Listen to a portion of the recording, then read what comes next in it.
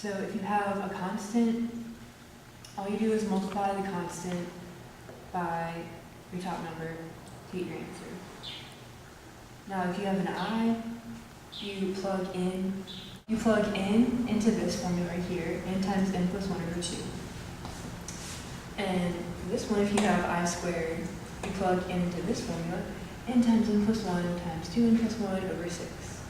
If you have I cubed, you would plug n into this, n squared times n plus 1 squared. So say you're given this summation. All right, now remember one of the rules I taught you was, that Madeline taught you, was this one right here. And that's whenever the summation just has a constant after the sigma. Now you can see that there's only a constant here, and so we can apply this formula, C times N. Our N in this case is 12. So if we wanted to solve this summation by following this equation, we'd multiply the constant times the N, so that would be 7 times 12. Which equals 84. And that's your total summation. Alright, now let's talk about this summation formula. Now when you look at this problem, this summation right here, you might say, well, there's a 4 in front of the I, so this equation doesn't apply.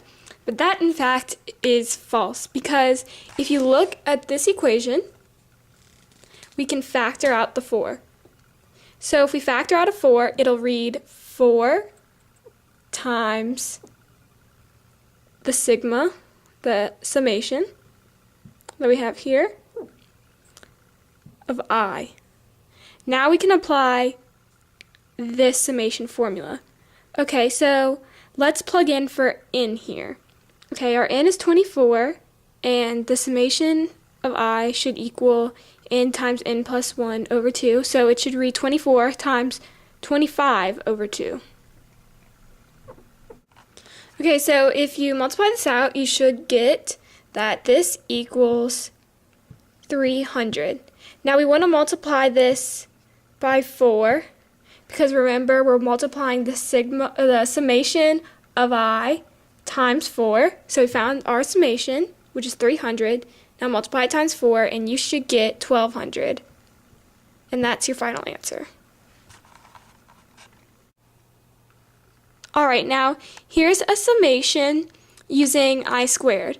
Remember that first you want to make sure you can factor out something, and here we can't factor out anything to make the summation easier to solve, because we would have to factor out like I plus 1 or I minus 1, and we don't want to factor that out. We don't want to factor the I out of the summation. So we're going to have to separate it into two parts. We have the summation of I squared and the summation of 1. And we can subtract those from each other. So let me write it out. I have 10 here in the n spot, sigma I equals 1, and I squared right here. And we can subtract that from the summation of 1. Sorry, that's a nasty looking sigma.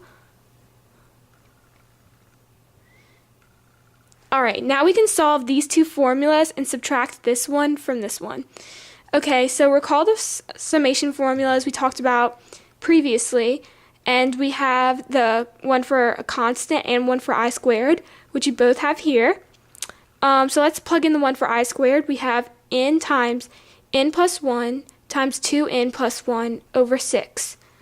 So our n here is 10. So we have 10 times 10 plus 1 times 2 times 10 plus 1, and all of that over 6. And from that we're going to subtract the summation of 1, which according to this constant summation formula here is C times N.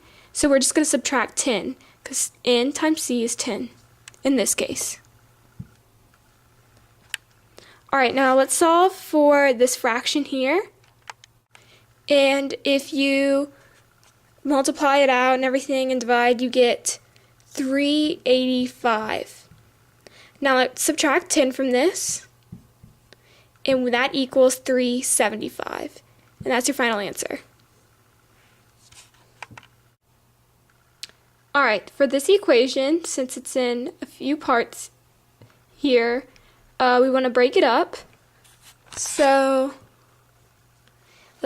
the first part is I cubed. So down here we would write our little sigma, 25 on top, I equals 1, and I cubed. And we're subtracting that from 2i. Now here we can factor out the 2 and have it as 2 times the summation from 1 to 25 of I. Okay, now let's look at our summation formulas. Here we have one for, oops, I forgot to write the I in, sorry. We have here for the summation of I and the summation of I cubed, which are both in our summations here. So let's look at I cubed first. That's n squared times n plus 1 squared over 4. And remember, this number right here, this top number, is our n. So we just plug that in for the equation. So we have 25 squared times 25 plus 1 squared. And all of that is over 4. Okay, now let's subtract this part from this. So we have 2 times the summation of I, which is n times n plus 1 over 2. Our n is 25. So that would be 25 times 25 plus 1 over 2. And we're going to solve for this. Alright, so if we multiply and divide this out and everything, you should get 105,625 minus 650. And that is 104,975. And that is your total summation for the summation of I cubed minus 2i from 1 to 25. Oh, something.